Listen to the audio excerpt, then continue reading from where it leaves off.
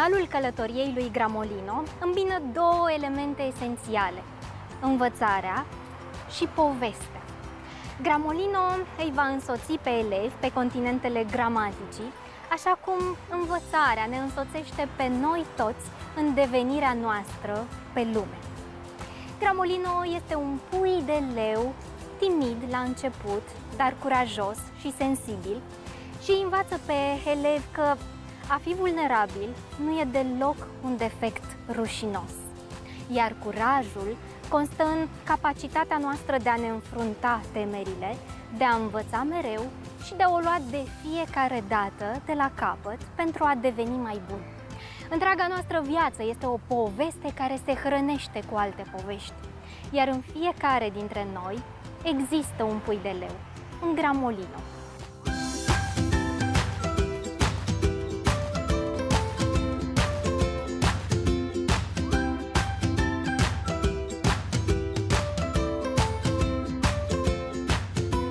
Culegerea lui Gramolino este o carte atractivă de gramatică ce îi poartă pe elevii din clasele a 5-a și a 6-a prin ținuturi fabuloase într-o călătorie imaginară nemaipomenită, iar pasiunea aceasta pentru călătorie și pentru gramatică sperăm noi, autoarele, să se transmită și micilor gimnaziști.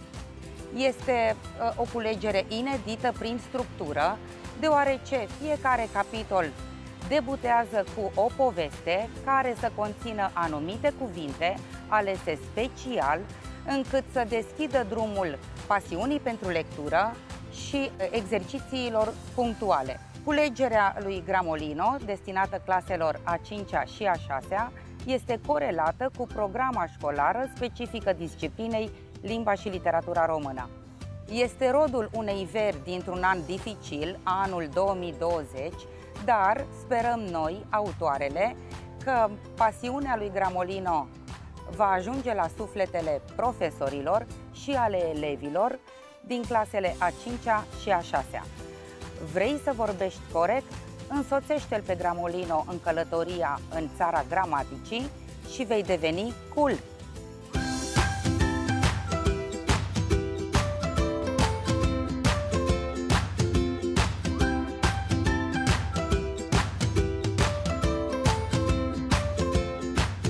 Jurnalul călătoriei lui Gramolino este un proiect de suflet, un proiect la care am contribuit împreună cu Corina Popa și Grațiana Popescu, un proiect la care am lucrat în vara anului 2020 cu mare drag și cu dor de copii de care eram despărțiți de 6 luni de zile. Este foarte important pentru copii să perceapă gramatica într-un mod prietenos, chiar dacă sunt multe noțiuni teoretice pe care ei trebuie să le asimileze și să le aplice.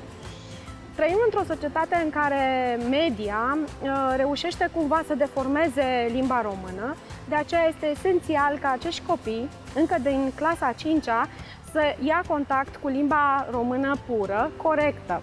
Sunt o serie de exerciții care prilejuiesc copiilor întâlnirea cu vocabularul, fonetica, sintaxa și morfologia, alături de Gramolino.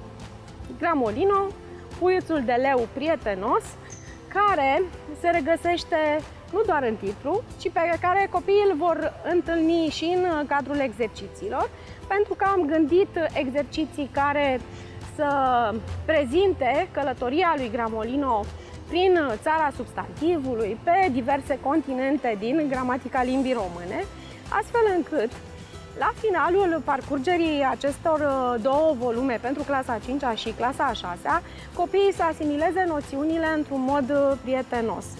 Vă așteptăm cu drag să descoperiți această culegere și să sperăm că va urma și o continuare, iar copiii de clasa a 7-a și a 8-a vor continua să călătorească alături de Gramolino.